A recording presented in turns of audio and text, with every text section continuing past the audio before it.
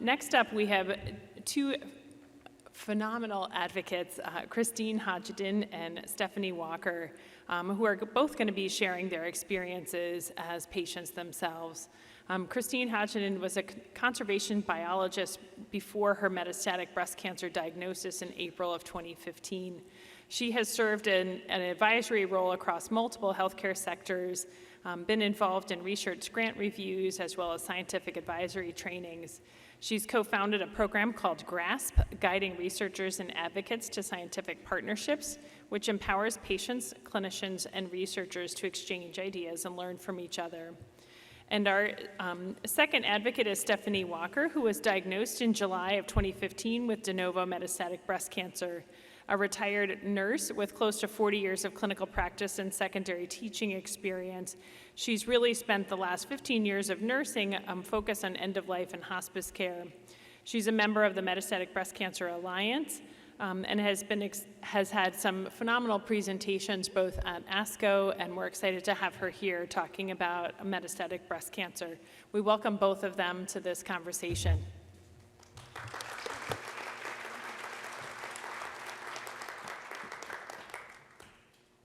Thank you. We're going to get this done. First of all, I just want to say that I'm sure many of you have heard many stories about the challenges that metastatic breast cancer patients endure, their experiences and potential solutions. Christine and I are here to give you the patient perspective, but probably not like you're expecting it to be given to you. First, of course, my name is Stephanie. I have been diagnosed 7 years ago now with metastatic breast cancer de novo. I try to always work behind the scenes, but here recently in the patient space of patient advocacy, I've gotten kind of like thrown out in front, but I really am truly a behind the scenes kind of a chick. Living with metastatic breast cancer means a lot to, means different things to many people. We want to try to highlight the fact that some of the people touched by cancer, they do act. They're not just sitting at home eating bonbons waiting for the next chemo session. So in this presentation, we highlight the patient advocates who have been touched by, in some way by cancer.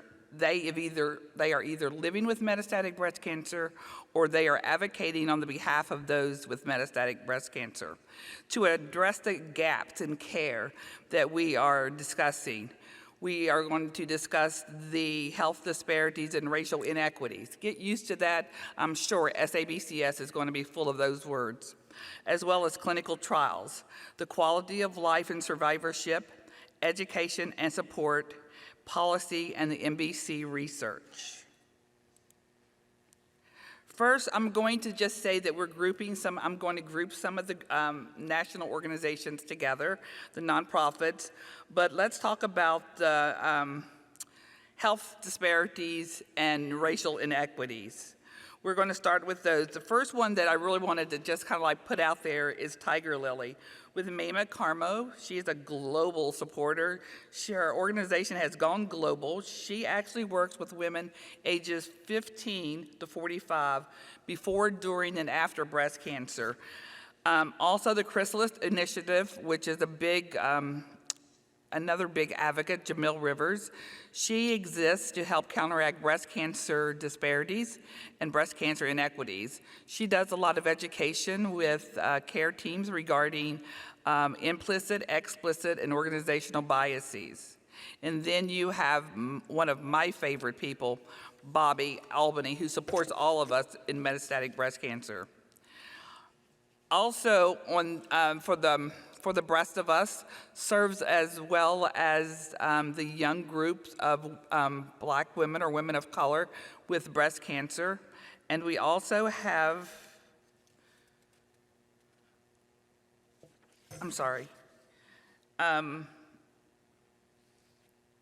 it's Nueva Vida, who is a community-based organization. It's not a clinic, but it's a Latina population-based organization that is in metropolitan DC, I believe. They focus on the outreach and education of patient navigation and mental health. Then you have Carrie's Touch with Reverend Dr. Tammy Denise. She done a project called SOAR. If some of you were here yesterday, we did a Black Women Speak Symposium, and you heard Reverend Tammy Denise there. Also, we have powerful advocate Carla Harvey, who has also served in our military as well. We also had Bridget Hempstead, who is also has a national organization that is focused basically out on the West Coast. With clinical trials, we know not many of us would be here today without the grace of God and women who went before us in clinical trials. We are so underrepresented. The big buzzwords during the pandemic were disparities, racial inequities, injustices, and, of course, clinical trials. Trying to find a way to continue the clinical trials without the patient being exposed or having to travel. Become was a project that came from the Metastatic Breast Cancer Alliance that looked at the barriers that Black men and women with metastatic breast cancer encounter. Then we also have Touch, the Black Breast Cancer Alliance with Ricky Fairley. She is doing some amazing things with getting Black women educated and how to get them signed up on clinical trial portals. And that initiative is called When We Trial. And she also did hashtag Black Data Matters. Then we have the amazing Sheila Johnson, who also is a military veteran. And if I'm not for sure she's here or not, I think she just celebrated her 13 years of living with metastatic breast cancer.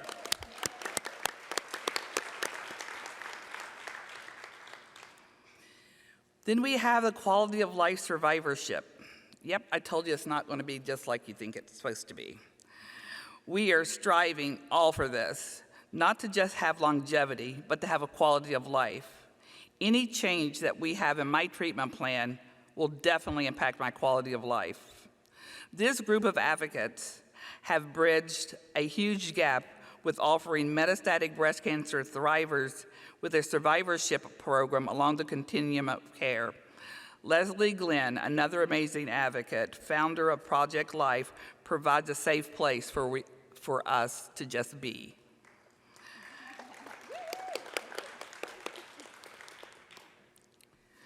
Having another initiative with Ann Lozier was called the Patient-Centered Dosing Initiative, which focuses on selecting patients the optimal dose for each patient and not realizing that all of us have to start at the highest, most effective dose.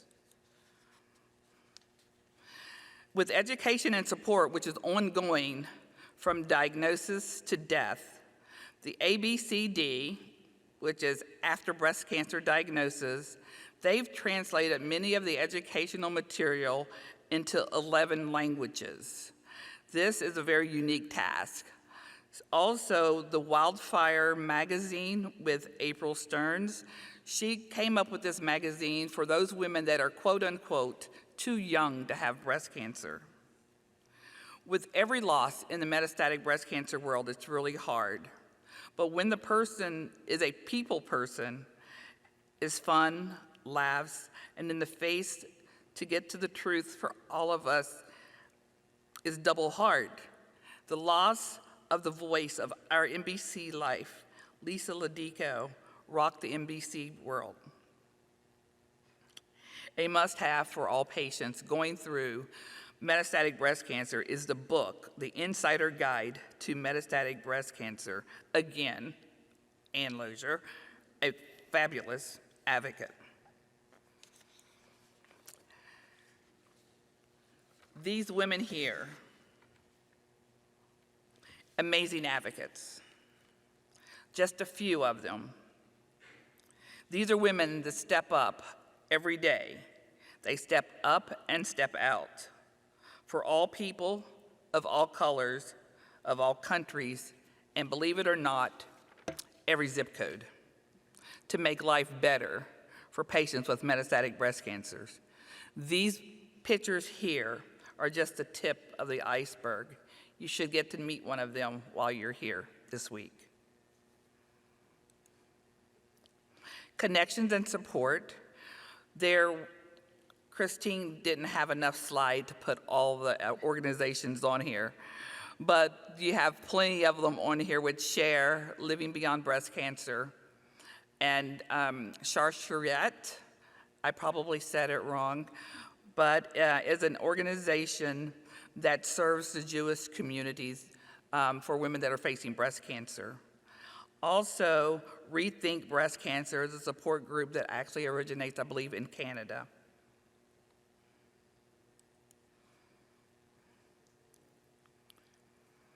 Infinite Strength with Roberta Lombardi is a specific group that she serves. She serves single moms living with metastatic breast cancer and have children in the home that are 18 or less.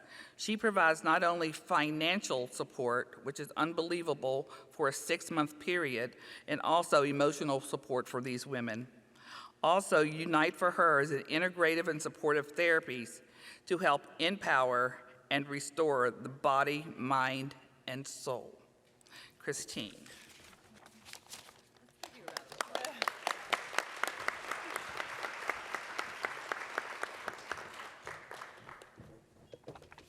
Hello, thank you so much for coming, and thank you so much for inviting me. I'm really, really honored to be here. We did try to be as inclusive as possible, and I won't be able to talk about everybody on these slides, but I'm going to do my best. So my name is Christine Hodgdon. I was diagnosed in 2015 with metastatic breast cancer. As mentioned, before my cancer diagnosis, I was a conservation biologist. But I decided to leave that career and focus full-time on patient advocacy, and I'll talk a little bit about my patient advocacy in just a moment. I wanted to highlight this very important form of advocacy where people have to engage their government officials to make policy changes. And the truth is this can have sweeping impacts for MBC patients. All the women pictured here were unapologetic, fearless, and candid in their advocacy. The only living person is Fran Visco, the president of the National Breast Cancer Coalition. With a testimony in 1992, that led to the DoD Breast Cancer Research Program, and over $4 billion, with a B, $billion has been appropriated to breast cancer research. Beth Caldwell was a giant in this arena. She was a civil rights attorney, and she founded MedUp, which lobbied for research and took a cue from the AIDS community to organize die-ins, which is a very effective strategy. Sadly, she passed in 2017, but she inspired a spin-off organization, MedUp UK, and they have a very strong presence there, very active. They do several campaigns. One is called I Am the 31 to represent the 30 women in the UK who pass every day from MBC. And I really could talk for hours about the work of Catherine O'Brien and Tori Guy, but suffice to say, these were huge losses to our community. They both died last year. So while some people are inspired to change policy, others are inspired to raise awareness about the lack of funding, specifically for MBC research. Mediviver is probably the most well-known for this. It was founded by metastatic breast cancer patients. CJ is the only living co-founder, but to date, Mediviver has funded $17.25 million in MBC research. That is incredible. This is a volunteer-led organization. Yes, please. And again, I don't have time to talk about everybody, all the organizations here, but together, collectively, they've raised over $20 million for metastatic breast cancer research. I did want to highlight Teresa's Research Foundation, which was founded by Teresa Newby-Harpole and her son, Josh Newby. And Teresa did end up passing from MBC, but Josh really honors her through his work and passion for the MBC community.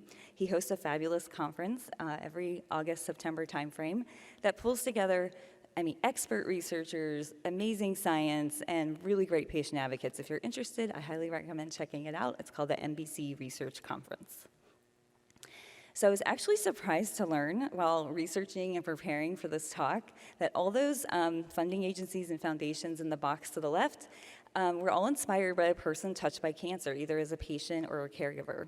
And some people are inspired to conduct breast cancer research. Dr. Susan Love is well known for this.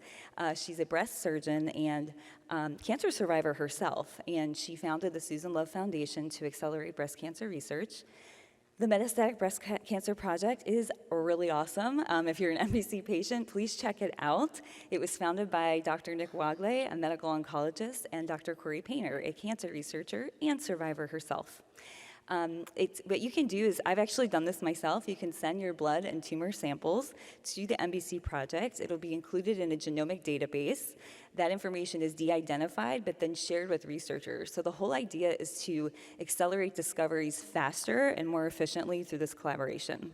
So their website's mbcproject.org if you're interested in learning more. The Side Out Foundation was founded by Rick Dunitz after the loss of his mother to MBC. And they're actually building a biomarker database. So they are offering a precision medicine analysis for MBC patients at no cost to them. And if you want to learn more, check out their website, sideout.org. Okay, so this is my territory. So I kind of got my start by creating a clinical trial database. You know, as a metastatic patient, we never know if our treatments are going to work, how long they're going to work, and so kind of early, around 2017, only about 2 years after I was diagnosed, I was kind of nervous, and I wanted to have a plan, and I wanted to make sure that I knew what I could do next. So I started scouring the clinicaltrials.gov website. If you've done that, it's really hard to navigate. And so I thought, okay, let me start a list. So I started a list, then I started a spreadsheet. I kind of have a knack for spreadsheets. That spreadsheet became a database, which then became a website. And through the MBC Alliance, I was connected to breastcancertrials.org, which is a fabulous organization. And they actually just launched a mobile-friendly app, and they have another program called Metastatic Trial Search. So together, we collaborate. And so we have a very comprehensive database now of clinical trials for which an MBC patient will qualify. And you know, it's really easy to use. You can put in all your information. So if you're interested in learning more, check out breastcancertrials.org. And I know that Tiger Lily and Chrysalis Initiative both have trial matching services in the works, and then MBC Alliance has MBC Connect, which is a patient registry that also allows for the trial matching. It's just super great for patients. It makes it much easier. Okay, so little did I know that while I was looking at spreadsheets all day and my eyes were crossing, that I was actually training myself to become a research advocate. And I found out that there were all these other people doing that as well. And there were also all these programs that could train you in research advocacy. So again, I apologize, I don't have time to go through all, but please check out these programs, whether you're a beginner or you're advanced. If you don't know about them, they're excellent. I do want to shout out a few people. Bob Ritter. Where is he? I saw him come in. There he is. He's raising his hand. He's just an all-around, genuine, amazing guy. If you see him, give him a hug. He is a prostate and breast cancer survivor, and he connects researchers and cancer survivors at Cornell. Sandy Spivey was a major loss to our community. She had been living with breast cancer for 22 years. She was actually a fixture at SABCS, and she attended all of the Hot Topic mentor sessions, which are hosted by the Alamo Breast Cancer Foundation. And happy 25 years, congratulations. But if you're a patient advocate, you should definitely look into the Hot Topic mentor sessions. They're in the evenings, I think starting tomorrow.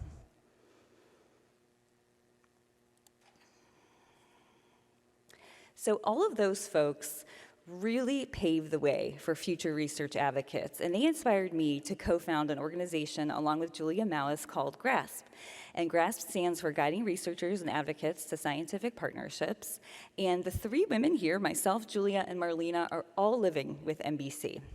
And this is my shameless plug that if you're interested in joining our virtual sessions, they're happening next week.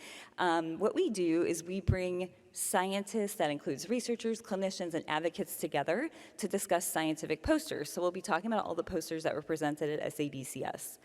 What makes GRASP special is that we really feel that patients add value to research, and we recognize the patient as an expert in their own right. So while oncologists are experts in treating patients and researchers are experts in studying cancer, we're actually experts in living with cancer. And we also are hosting a reception tonight. So if you're interested in the reception and if you're interested in the sessions for next week, just go to graspcancer.org to check us out. And of course, I have to shout out Sandy Stanford. I don't know if she's in the room, but she is really an amazing human. She actually took a chance on an idea that Julia and I had, and we were able to pilot GRASP at SABCS. And that picture in the center is our very first one in 2019. So I hope what I'm demonstrating to you today is that patients can really, when they really want to, they can take it upon themselves to address these gaps in research and support. And this could not be more true for these rare and special breast cancer populations. So here we've got some lobular breast cancer organizations, male breast cancer, inflammatory breast cancer, and hereditary breast cancer. I want to talk about Lee Pate. Also a major loss to our community. She was a co-founder of the Lobular Breast Cancer Alliance, which really put lobular breast cancer advocacy on the map. We lost her in June, but her legacy really lives on. She mentored a lot of patients in Europe, and there's a very strong presence there now. And their goal was really to raise awareness about the lack of trials for patients with lobular breast cancer, as well as the lack of funding for lobular research. Ginny Mason is a dear friend and mentor, the president of the Inflammatory Breast Cancer Research Foundation. And like the lobular folks, Ginny really works to ignite an interest and passion in researchers to study inflammatory breast cancer. And so it's not just about raising awareness to the advocates and the patients, it's about raising awareness to the scientists. There we go. So this is another patient-led initiative inspired by the loss of my friend, Marina Kaplan. She had been living with TNBC for 6 years, but at the end of her life, she developed brain metastasis, and she could not qualify for clinical trials, and it was really devastating to watch. So I really wanted to do something, but I myself do not have brain mets, so I wanted to make sure I was representing the voices of people who do. So pictured here are some of our founding members as well as current members, and together we've worked to identify the unmet research needs in this community as well as the support needs. And from that came a website. If you're living with brain mets, I highly recommend checking out this website. It's called mbcbrainmets.org, generously hosted by Share Cancer Support, and it's extremely informative. We have interviews of experts and patients as well, so it really gives hope to people facing this diagnosis. I do pride myself on making sure that any project or panel that I'm involved in involves a person of color. And I want to acknowledge that this slide does not have a lot of diversity, and there is a reason for that.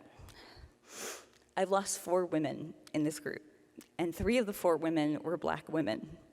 So I just want to acknowledge that Black women are dying at a 40% higher rate than white women from breast cancer, and I'm very grateful to the organizations and the people that are working to end that racial disparity. But we still have so many disparities and so many lives lost to MBC. So pictured here, sorry, I was gonna try not to cry, but couldn't get away with it. Pictured here are 100 names of people that have died from MBC. That's less than the number of people that die every day from this disease.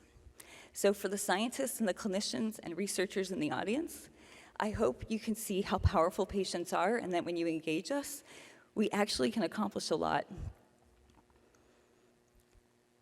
For the patients, I hope that we've inspired you, that you are so much more than living with MBC means so much more than just having an incurable disease. There's so much work to be done, and I really do feel that if we can work together, we actually might have a fighting chance at ending this disease. Thank you.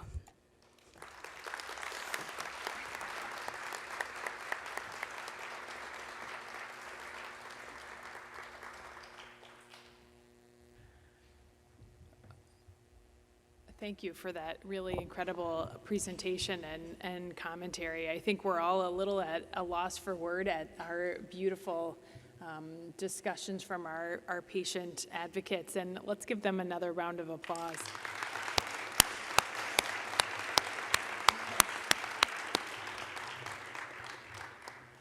If there's comments please go to the microphones. I just have one thinking about, You know, there's all these phenomenal women engaged in work that you're doing across diverse patient populations.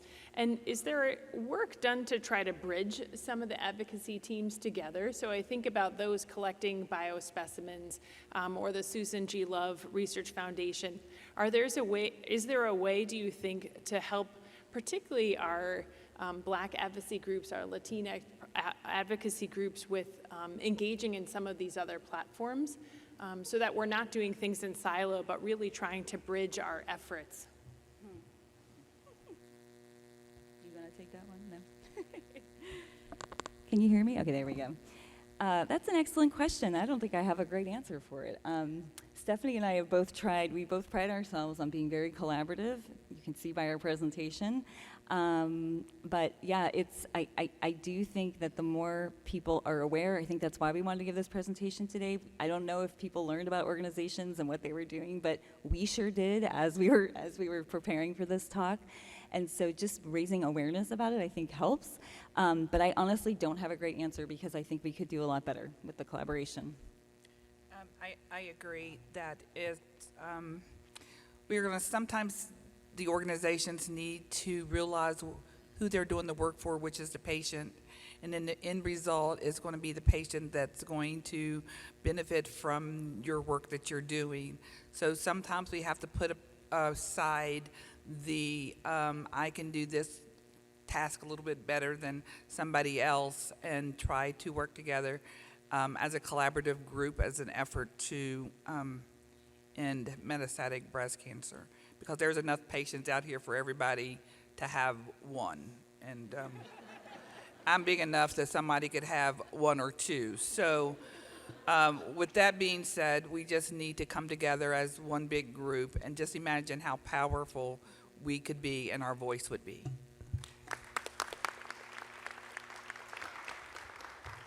Thank you for those comments. I think to me that's the thing. I agree with you. We have to figure out how to break barriers and work together, knowing there's limited resources, and our goal is really the same of trying to support the patients.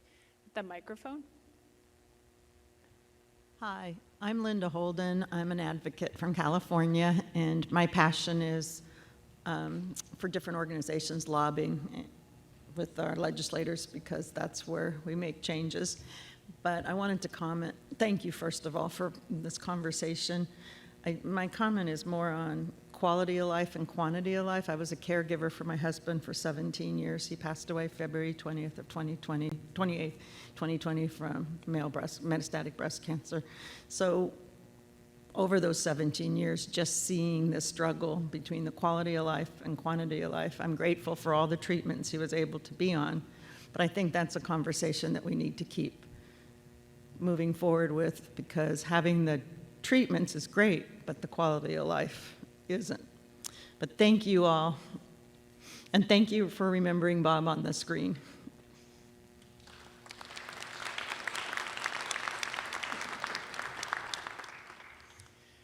I just want to thank everybody for taking their time this morning to come to this session. I think as you heard from all of our speakers, we're really passionate about the topic, and I echo that sentiment as a survivorship researcher myself.